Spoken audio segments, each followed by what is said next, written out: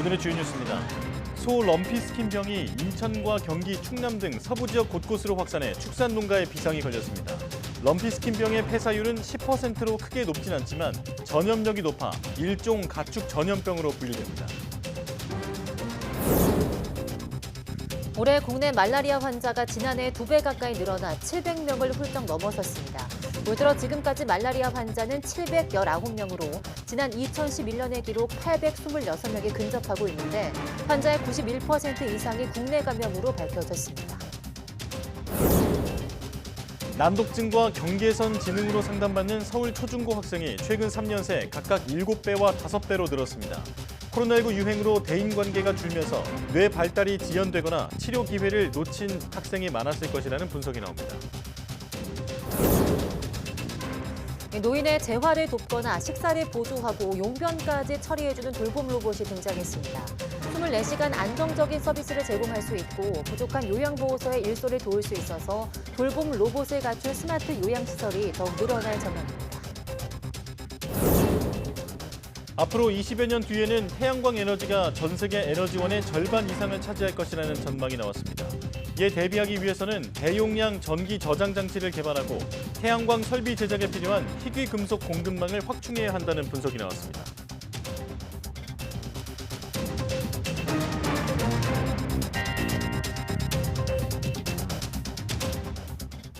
여러분 안녕하십니까? 사이언스 투데이 시작합니다. 럼피스킨병은 소에게 발병하는 피부 전염병으로 폐사율은 10% 안팎으로 크게 높진 않습니다. 하지만 전염력이 높아 일종 가축 전염병으로 분류되며 우요 생산 급감 등 경제적인 피해 우려도 큽니다. 차유정 기자입니다. 소 피부에 우둘투둘 작은 혹들이 올라와 있습니다. 최근 국내 소 농가에서 확산 중인 전신성 피부병 럼피스킨병입니다. 고열과 침 흘림, 피부 결절 등 증상은 구제역과 비슷합니다. 다만 공기로도 감염되는 구제역과 달리 모기 같은 흡혈 곤충 등을 통해 주로 전파됩니다. 구제역은 돼지도 걸리고 사람도 감염되는데 럼피스킨병은 소들만 감염되며 사람은 걸리지 않습니다. 치사율은 10% 안팎 수준. 치사율이 높은 건 아니지만 전파력이 세고 바이러스 생존력이 강해 국내 일종 가축 전염병으로 지정됐습니다. 특히 젖소에게 치명적인 질병으로 발병 시 유량 생산성이 급격하게 떨어지고 고기, 가죽 손상 피해도 심각합니다. 우유 생산량이 감소한다든지 유산이 발생한다든지 또는 이제 피부에 결절이 생기기 때문에 가죽에 손실이 생긴다든지 이렇게 될 수 있습니다.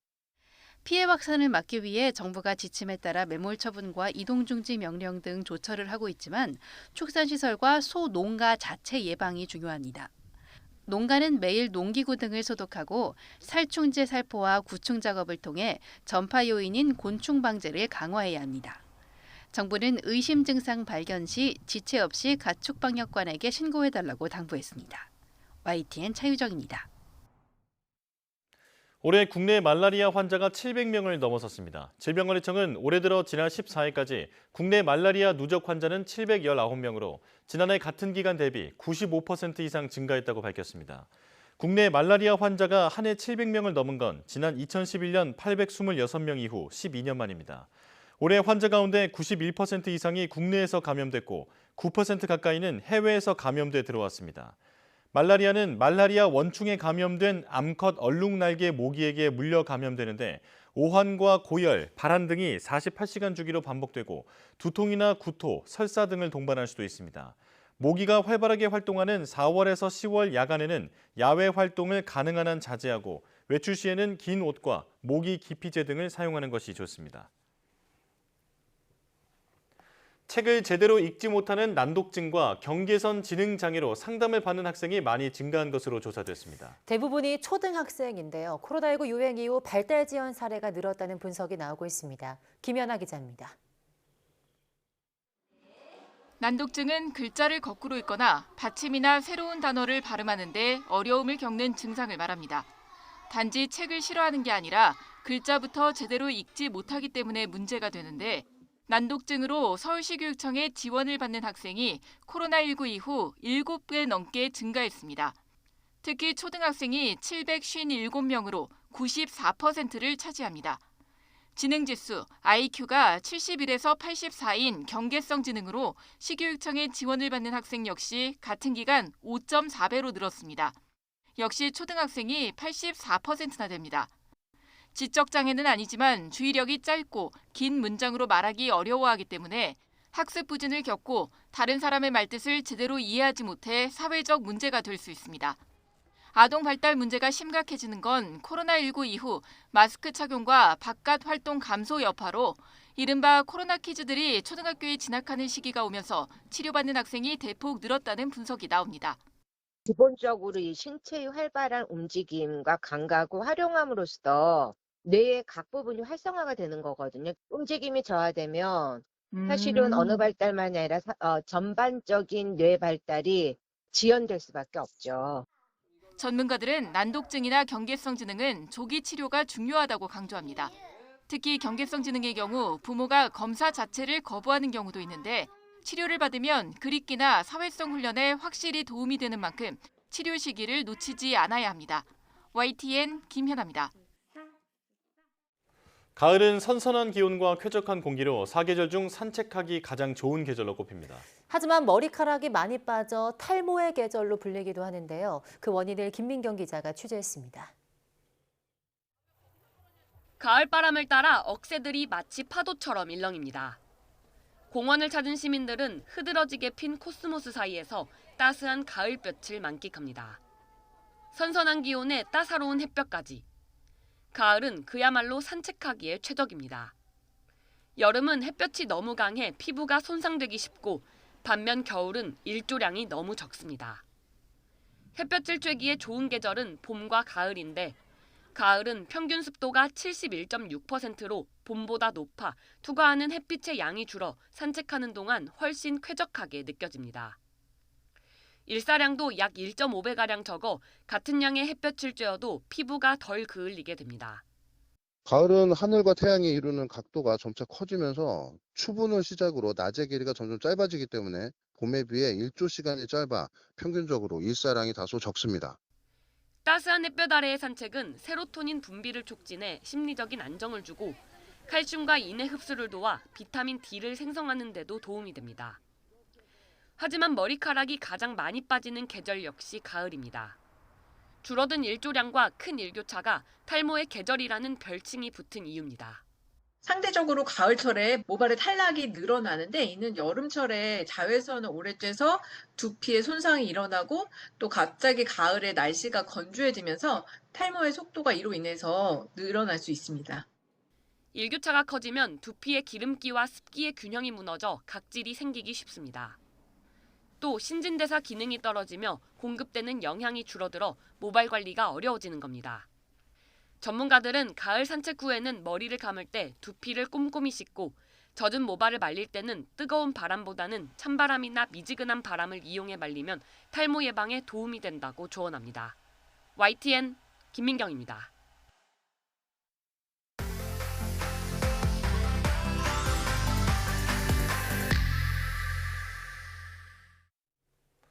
별도 달도 잠든 캄캄한 밤하늘이라는 표현이 있죠. 그런데 이 어두운 밤하늘보다 수천 배 더 어두운 영역이 우주에 있다는 사실 들어보셨습니까? 바로 우주 생성과 변화의 비밀을 간직한 극미광 천체인데요. 이 깊은 어둠의 비밀을 파고드는 극미광 연구 분야에서 우리나라가 약진하고 있다고 하는데요. 오늘은 극미광의 세계에 대한 별소리를 들어보겠습니다.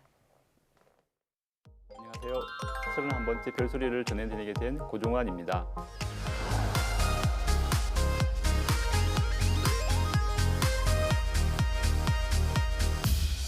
보통 소중한 것은 눈에 잘 보이지 않는다고 하죠. 우주에도 가까이 있지만 눈에 보이지 않는 정말 중요한 것들이 있는데요. 오늘은 암흑우주 속 극미광 천체에 관한 별소리를 전해드리겠습니다.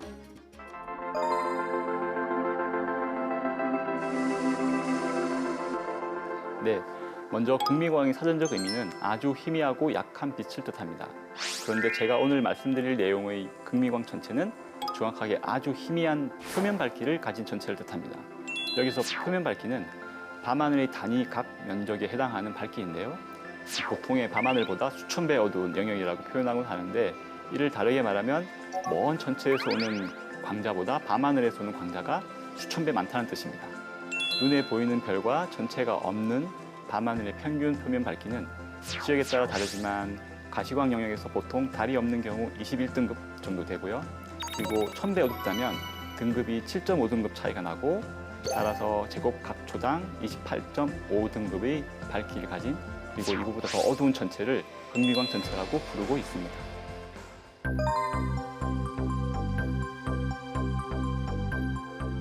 네, 표준 우주 모형에 의하면 은하, 은하단, 우주 거대 구조의 형성은 작은 암흑물질 해일 안에서 최초 은하가 생겨난 후 계층적으로 합병을 통해서 점점 큰 규모의 은하, 은하단 그리고 현재의 우주 거대 구조를 형성합니다. 다양하고 복잡한 계층적 합병 과정에서 발생하는 흔적들은 은하 주변 그리고 은하들 사이의 공간에 매우 넓은 범위에서 복잡하게 분포하죠. 별들이 넓은 범위에 퍼져 있기 때문에 그 흔적들은 극미광 영역에서 수십억 년 분포하는데 은하의 과거 합병 과정이 화석처럼 남아있어 은하와 은하단의 성장 역사를 추적하는 강력한 단서가 되기 때문에 관측하고 있는 거죠.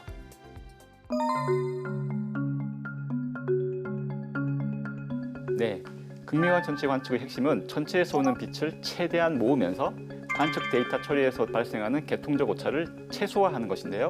기존의 망원경을 통한 극미광 전체 관측은 단일 천체 또는 하늘의 일부 영역에 대한 긴 관측 시간 확보와 함께 다양한 관측 기술 개발로 극미광 전체를 관측하였습니다.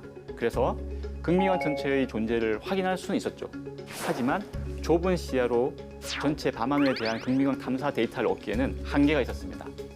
또한 기존의 망원경들이 극미광 전체 관측에 불리한 축대칭 망원경이면서 좁은 시야로 인해 발생하는 계통적 오차가 크기에 깊어질 수 있는 표면 밝기의 한계도 있었죠. 이런 한계를 극복하고 전체 밤하늘에 대한 가장 깊으면서 균일한 표면 밝기로 극미광 우주 탐사를 수행하고자 K-드리프트를 개발 중이며 K-드리프트의 시험 모델인 패스파인더는 2021년 개발에 성공한 바 있습니다.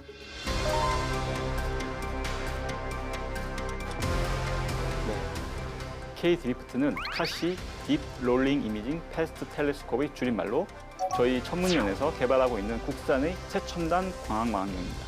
K-드리프트는 비교적 가까운 우주에 있는 극미광 전체를 효율적으로 관측할 수 있도록 설계된 구경 약 30cm급의 비축 자유광면 반사 망원경인데요. 기존의 축대칭 반사 망원경들이 가지고 있는 단점인 구경의 차폐 현상을 제거하고 망원경 내부에서 발생하는 수차와 산란광을 줄임과 동시에 넓은 시야를 확보해 극미광 전체 관측에 최적화했습니다. 지금 개발하고 있는 K-드리프트는 한 번에 보름달 약 80개를 관측할 수 있는 넓은 시야를 가지기에 전체 밤하늘에 대한 빠른 관측이 가능하죠. 2025년부터 남반구 하늘에 대해 가시광 영역의 극미광 우주 탐사 관측을 시작할 계획입니다.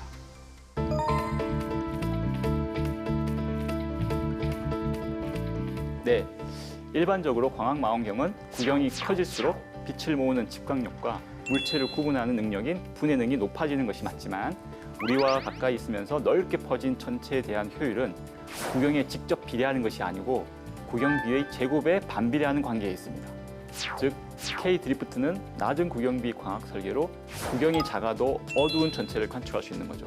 또한 극미광 전체 관측에서 가장 중요한 계통적 오차를 줄이는 데 있어서 구경이 작은 비축 자유광면 망원경이 구경이 큰 축대칭 망원경보다 훨씬 유리합니다. 특히 망원경 내외부에서 발생하는 다양한 오차의 요인들을 분석하여 최소화하는 피드링 관측과 자료 처리 기술이 우리만의 비법이라고 할 수 있죠. 미지의 초극미광 우주에 대한 탐사는 이제 시작이라고 할 수 있습니다. 그리고 이 분야에서 우리는 K-드리프트 프로젝트를 통해서 국제적인 경쟁력 확보에 도전하고 있고 더욱 성장하여 천문학도들을 위한 반석을 다지는 데 공헌할 예정입니다. 이처럼 천문학자를 꿈꾸는 많은 이들의 도전적인 꿈을 응원하면서 이상 오늘의 별소리를 마치겠습니다.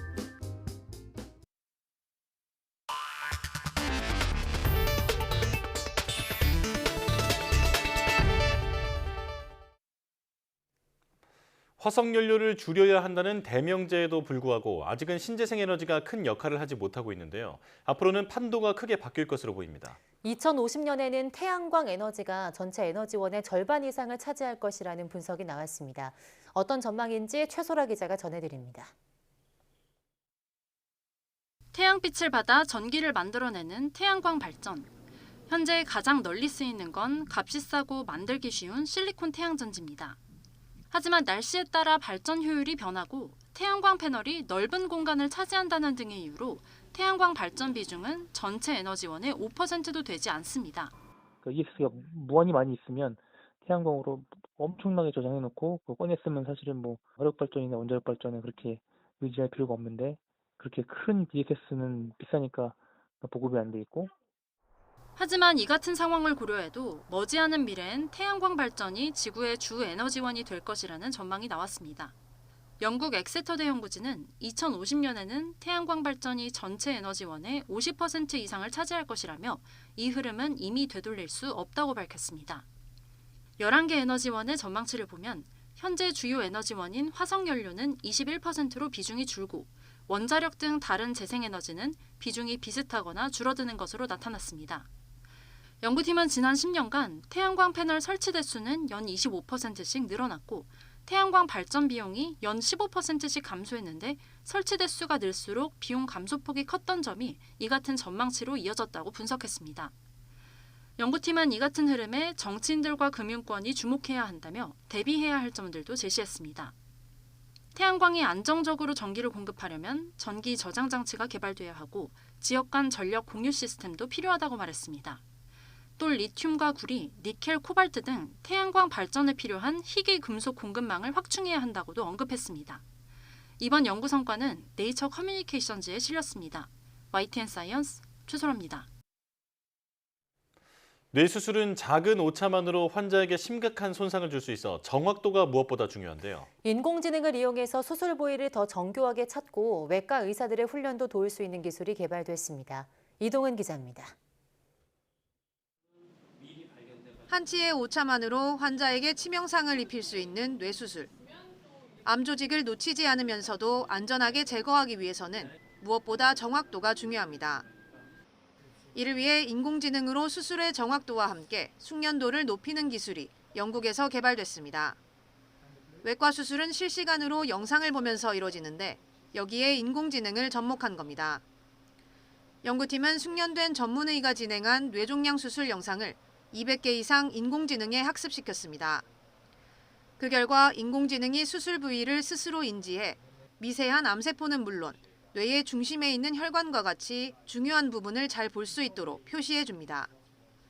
또 수술 중 의사가 놓칠 우려가 있거나 피해야 할 부분을 알려주고 다음에 어떤 단계를 진행해야 할지도 제시합니다. This whole tool will alert the surgeon during the procedure if there is any risk of potential complications so they can recalibrate themselves during the procedure. 또 이를 이용해 경험이 적은 외과 의사들이 직접 수술을 하지 않고도 숙련도를 높일 수 있습니다. 인공지능이 고난도의 수술 기술을 학습했기 때문에 10년 정도 경력의 외과 의사 수준으로 학습자를 훈련할 수 있습니다. And what we're trying to plan for is that AI is analogous to having a very senior surgeon standing next to you. But if he sees you doing something he doesn't quite agree with, he might gently suggest that there's another way of doing things. And that's the kind of experience you have as a trainee building your surgical experience. 연구팀은 이 기술이 수술의 질을 높이는 것은 물론 의사가 수술 중 중요한 결정을 내려야 할 단계에서 수준 높은 조언을 해줄 수 있을 것으로 기대했습니다. YTN 사이언스 이동훈입니다.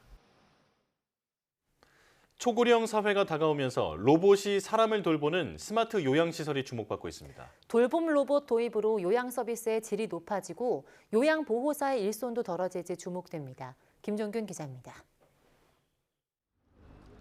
새로 문을 연 서울의 치매 전담형 요양시설입니다. 이곳에선 돌봄 로봇이 요양보호사를 도와 어르신들의 손발이 되고 있습니다. 몸이 불편한 어르신을 돕는 재활 로봇입니다. 허리부터 발목까지 연결된 로봇이 양쪽 다리 역할을 합니다. 식사 보조 로봇입니다. 팔에 착용하면 근력이 부족해도 밥을 뜰 수 있습니다. 거동이 힘든 어르신은 케어 로봇이 대소변을 처리해 줍니다. 낙상이나 배회 감지 스마트 기기도 활용해 쾌적한 요양 서비스 환경을 제공합니다.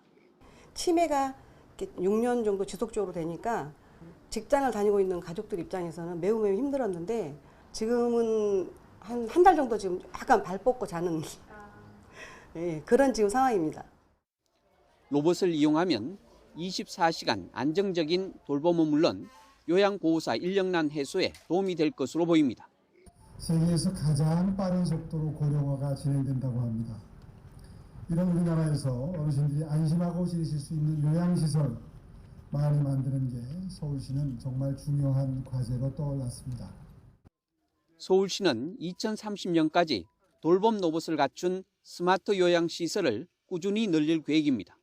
YTN 김준길입니다. 우리 공정거래당국이 미국 반도체 회사 브로드컴의 클라우드 컴퓨팅 업체 VM웨어 인수를 조건부 승인했습니다.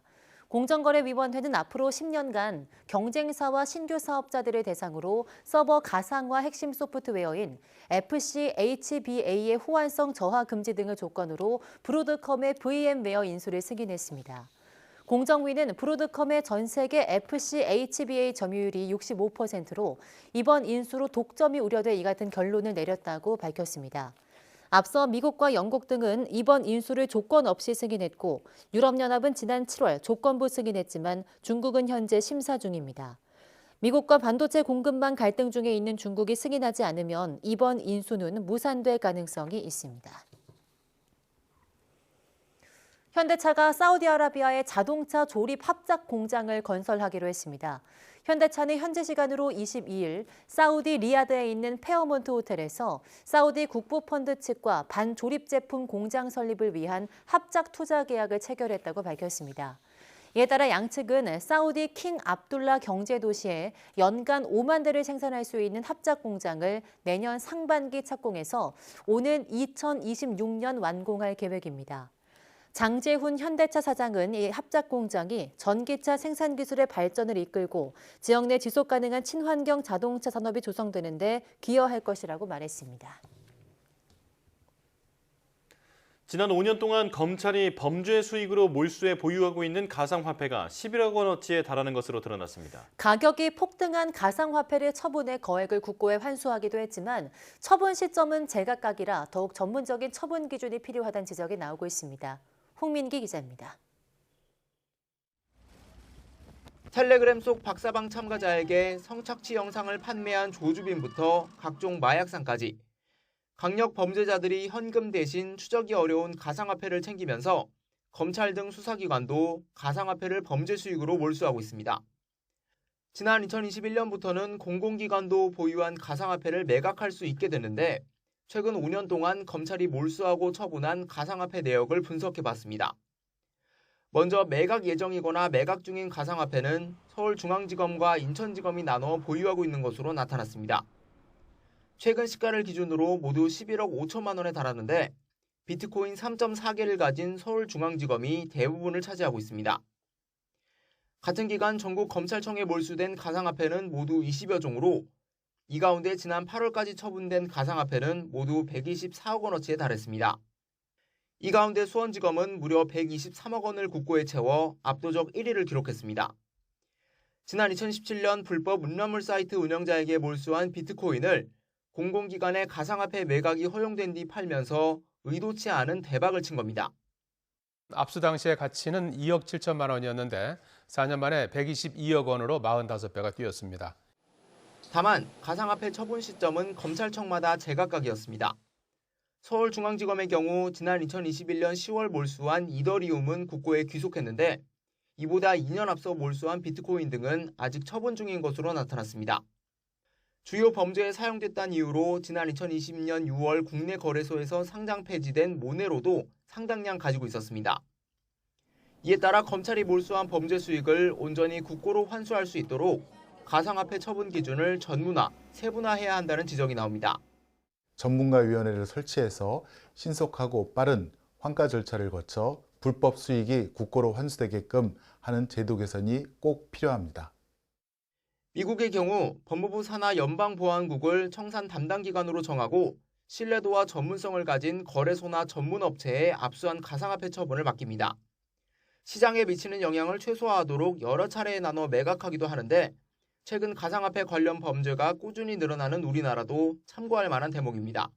YTN 홍민기입니다. 지난해 말부터 이어진 경기 침체에도 고용 지표만 보면 나쁘지 않은 흐름을 이어가고 있습니다. 하지만 민간 일자리만 따져보니 제조업과 도소매업 경기 부진으로 양질의 일자리가 줄었고 청년 취업자 수도 감소세인 것으로 나타났습니다. 윤혜리 기자입니다. 정부는 경기 부진에도 고용 지표가 호조세를 이어가고 있다고 평가합니다. 통계청이 발표한 지난달 고용 동향을 보면 경제활동 인구인 15세부터 64세의 고용률은 69.6%로 지난해 같은 달보다 0.7%포인트 상승했습니다. 같은 기간 실업률은 0.1%포인트 하락한 2.3%입니다. 고용률 63.2%, 실업률 2.3%로 각각 9월 기준 역대 최고 최저를 기록하며 고용 지표가 견조한 흐름을 이어가고 있습니다. 실제로 고용은 호황기를 맞고 있을까? 올해 상반기 민간 분야의 양질의 일자리는 오히려 감소했다는 분석이 나왔습니다. 주 40시간, 이른바 풀타임으로 일하는 노동자 가운데 공공이나 농림, 어업 등을 뺀 민간 분야 취업자 수는 1,905만여 명으로 지난해보다 9만여 명 준 것으로 나타났습니다. 지난 4월 이후 3개월째 감소세입니다. 업종별로는 반도체를 중심으로 장기간 업황이 부진했던 제조업 취업자 수가 13만 4천 명 줄었고 도매와 소매업은 8만 9천 명, 건설업도 5만 3천 명 감소했습니다. 공공 일자리부터 여러 가지가 다 들어가니까 그냥 정부에서 예산으로 다 어쨌든 늘리면 이제 그거는 뭐 되는 부분이고 민간 경기와 우리나라 전체 일자리가 완전히 일치하는 방향으로 가지 않는 경우들이 있어요. 기업마다 신규 채용문이 좁아지면서 청년층 고용 현황도 좋지 않습니다. 지난달 청년층 취업자 수는 지난해 같은 달보다 8만 9천 명 줄었고 고용률은 0.1%포인트 하락했습니다. 취업자 수는 줄었지만 일단 기본적으로 인구 구조의 변화라는 거하고 같이 봐야 되는 상황이기 때문에 유리라는 부분, 이제 취업자만 볼 게 아니라 고용률도 같이 봐야 되는 상황이고요. 대내외적인 경기 불확실성이 해소되기 전까지 제조업 등 민간 분야에서 고용 여건이 당분간 나아지기 어려울 거란 전망이 나옵니다. YTN 윤혜리입니다.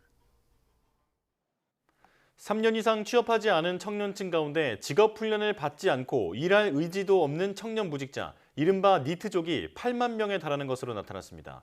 통계청 자료를 보면 학교를 졸업했지만 3년 이상 취업하지 않은 청년은 지난 5월 기준 21만 8천 명으로 이들 가운데 구직 활동을 하지 않고 주로 집에서 시간을 보낸다는 청년이 36%인 8만 명으로 집계됐습니다. 이런 니트족 비중은 미취업 기간이 3년 이상인 경우가 37%로 가장 높습니다. 학교를 졸업한 지 3년이 지나면 취업을 포기하는 비율이 늘어나는 것으로 풀이됩니다. 3년 이상 미취업 니트족 비율은 코로나19 확산기 전인 지난 2018년 5월 20%대에 머물렀지만 재작년 35%로 대폭 상승한 뒤 지난해 37%까지 늘었습니다.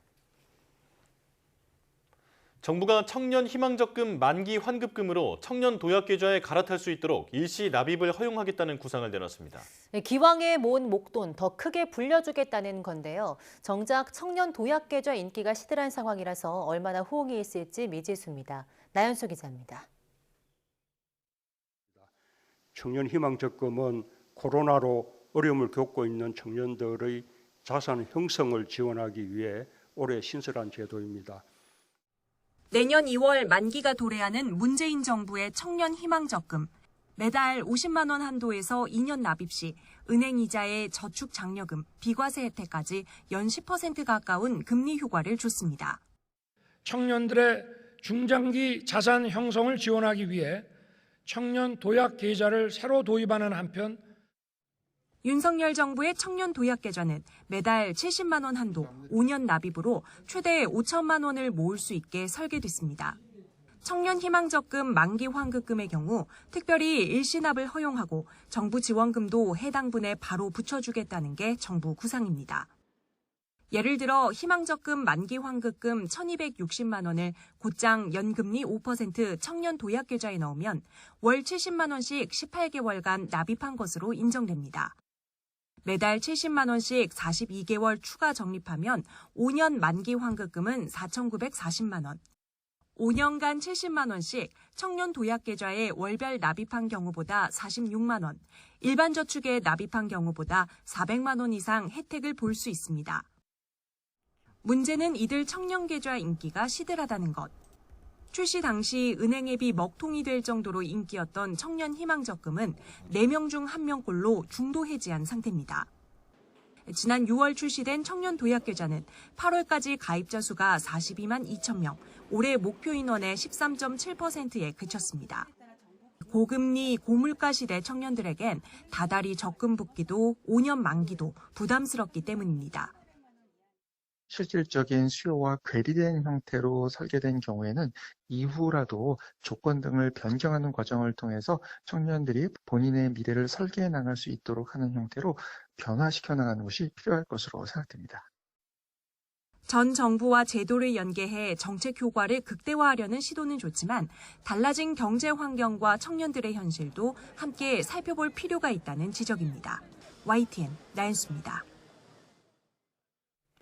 영화에서 드라마 그리고 뮤지컬까지 이제 한국의 주요 상품이 된 K 콘텐츠 뒤에는 주연 배우 외에도 감초 역할을 하는 수많은 단역 연기자가 있습니다. 그러나 정작 이들은 한 달에 100만 원을 채 못 벌 정도로 사실상 착취를 강요당하고 있는데요. 여기에 수천 배 임금 격차를 방치하고 노동 시간도 제대로 인정해주지 않는 구조가 원인으로 꼽히고 있습니다. 단역 연기자 실태 심층 보고서 내용을 강민경, 권준수 기자가 단독 보도합니다. 연극과 뮤지컬 배우로 활동하는 30대 A씨. 벌써 8년차 배우지만 본업만으로는 40만 원 월세를 내기조차 빠듯합니다. 못 벌 때는 한 달 반 그 시간 동안 30에서 한 60만 원 정도 벌었던 것 같아요. 생활비를 벌기 위한 부업은 필수. 그러나 언제 캐스팅이 들어올지 몰라 단기 아르바이트를 전전할 수밖에 없습니다. 3시간 정도 자고 바로 연습 갔다가 그러면 그때부터 이제 아쉬워하죠. 연습 끝나면 또 몇 시간 뒤에 일하러 가야 되니까. 굵직한 드라마와 영화에 여러 번 출연한 연기 경력 20년 차 B씨도 공사장 일용직일을 병행하며 생계를 꾸립니다. 한 회차 분당 50만 원 정도를 받는 드라마 일은 한 달에 한두 번이 고작.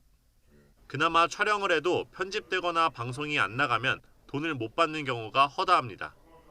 그냥 단역으로 그냥 끝나버리는 그냥 금액적으로도 그렇고 역할로도 그렇고 생활비의 애로사항은 항상 있는 문제여서 K 콘텐츠를 빛내는 약방의 감초 단역 연기자들이 박봉에 시달리면서 지쳐가고 있습니다.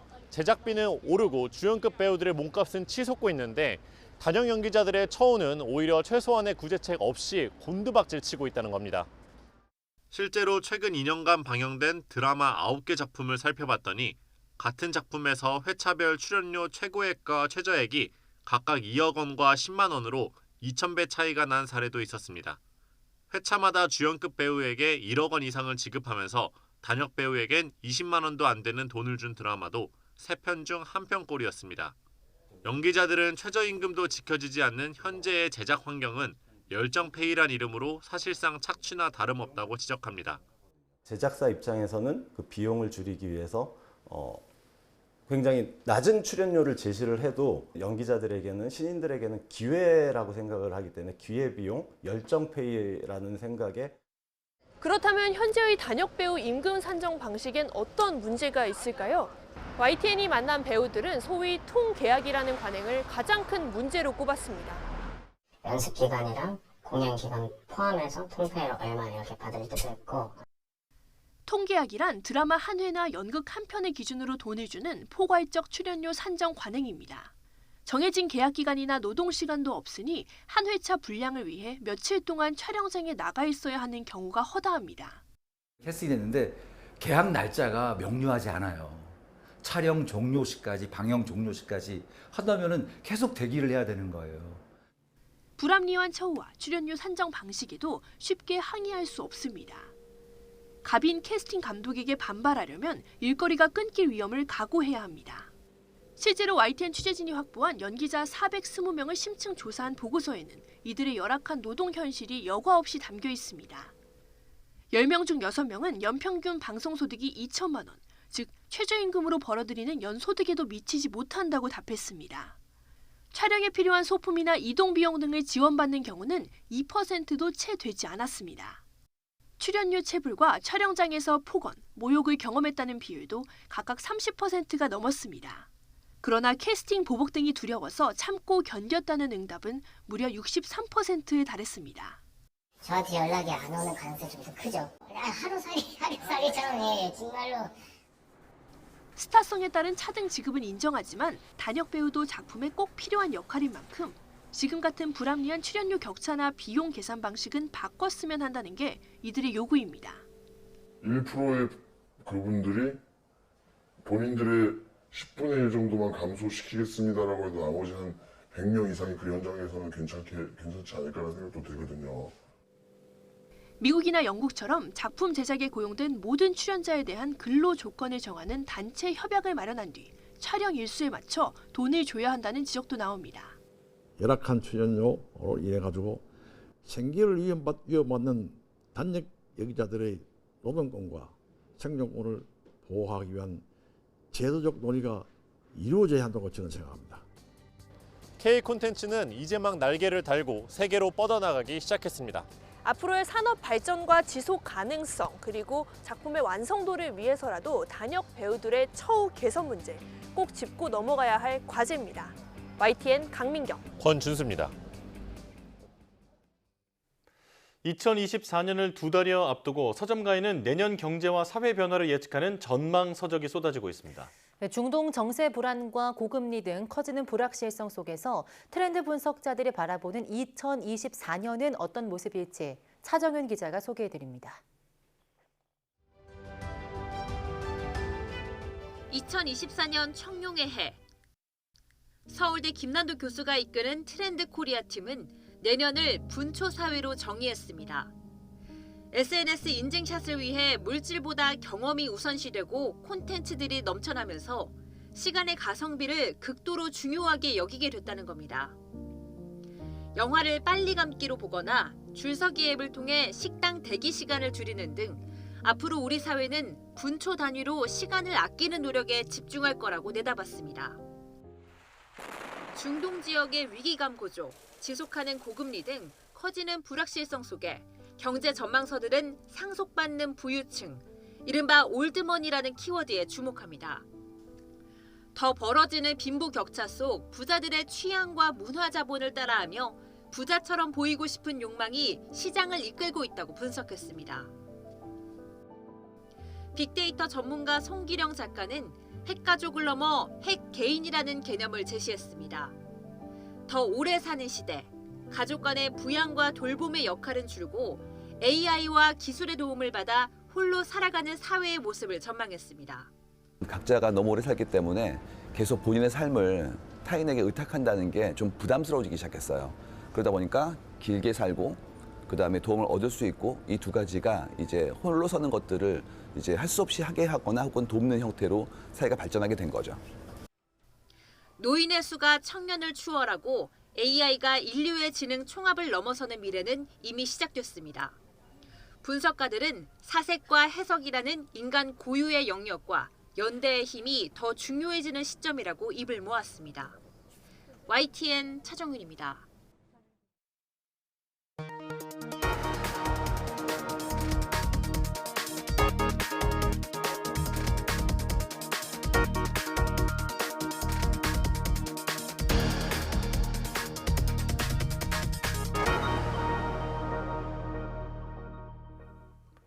혼자서 이동하기 어려운 장애가 있는 경우 경사길을 오래 올라가야 하는 산행은 시도하기 쉽지 않습니다. 이번에 지리산에서 장애인들에게 전동 휠체어를 제공해 노고단을 탐방하는 체험 프로그램을 마련했는데 좋은 기회가 될 것으로 보입니다. 염혜원 기자입니다.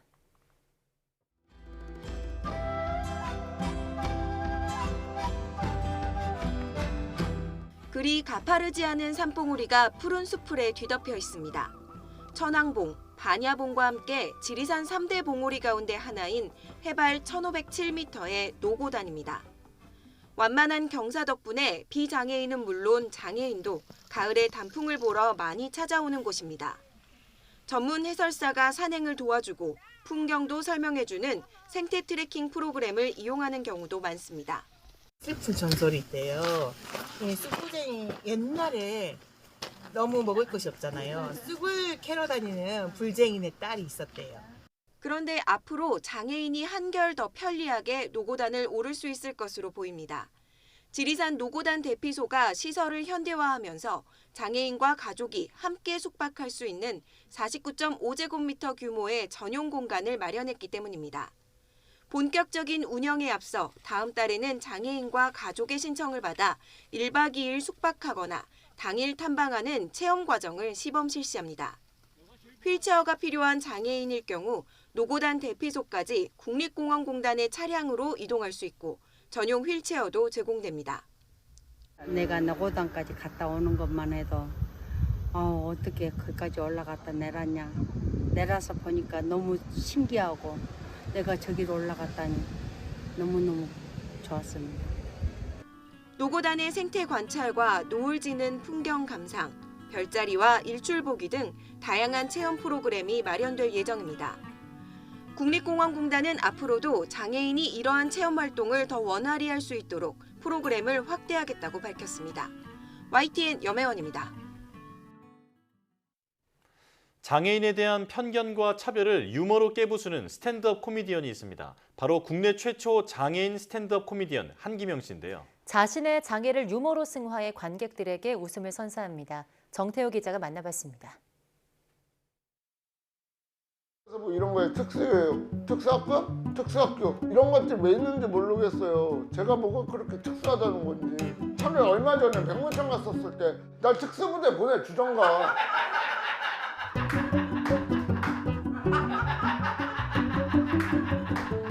네, 안녕하세요. 뻔지 않고 뻔뻔한 장애인 코미디언 한기명입니다. 반갑습니다. 제가 사실 이 장애가 선천적이 아니라 후천적 장애예요. 교통사고가 났는데 6개월 동안 식물인간으로 있다가 깨어났는데 제 TV를 보는데 개그 콘서트를 하는 거예요. 그걸 보면서 너무 재밌는 거예요. 그래서 그래, 나도 사람들에게 웃음과 재미와 감동을 선물할 수 있는 그러한 직업을 가져야겠다라고 생각을 해서 개그맨에 대한 꿈을 꿨고 지금 국내 최초 장애인 스탠드업 코미디언이 된 거죠. 방사능 오염수를 이 바다의 영화 부산행 보신 분 한번 진짜 박수 쳐주세요. 예, 안 많이 계시네요. 유튜브 구독했어요. 그래요? 맨날 유튜브에 나와가지고. 네, 엄청 재밌어요. 예, 조심히 가요. 그래도 신기해요. 동네판. 처음 있는 일이요. 난생 처음. 장애인은 좋겠어. 나라에서 돈도 많아. 공부하네. 게다가 공과금까지 나와. 그렇게 좋으면 니들 장애인 하던가. 안 웃으면 장애인 차별하는 거고 웃으면 장애인 비하하는 거예요. 그러니까 오늘은 그냥 장애인 비하로 갑시다. 저 비하로 갑시다. 뭐 이런 거죠. 네. 저의 또 다른 자아입니다. 토미야, 이리 와봐. 제가 이 친구 이름을 톰이라고 지은 게 심오한 뜻이 있습니다. 네. 제가 외국 친구를 한번 사귀어보고 싶었거든요. 토미를 주제로 그 노래가 나왔어요. 네, 요즘 누나가 제 오른손 토미로 이 작사를 해보고 싶다고 해가지고. 코미디계 차은우 한기명.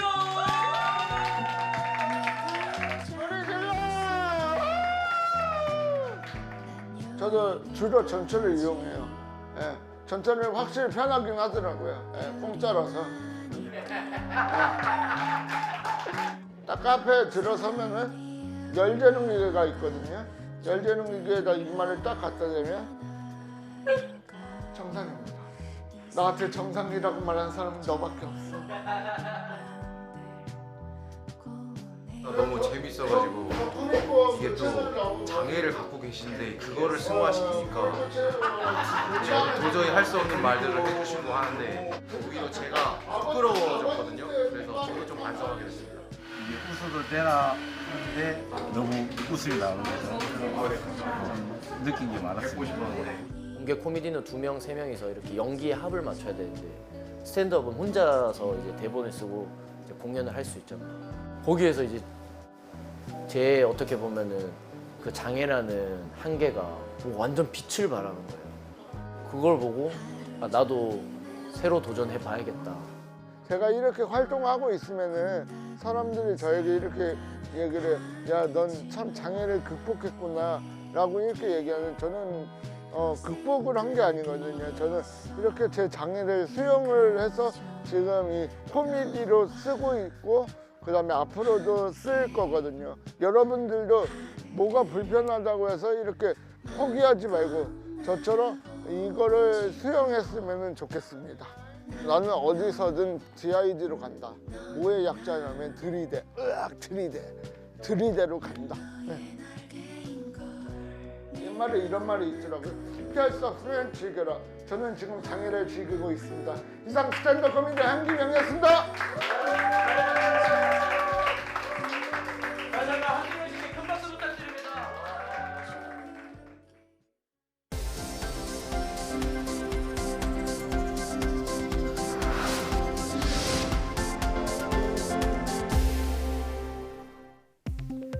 국내 연구진이 망가진 DNA가 복구되는 과정을 포착하고 복구 과정의 핵심 역할을 하는 단백질을 규명했습니다.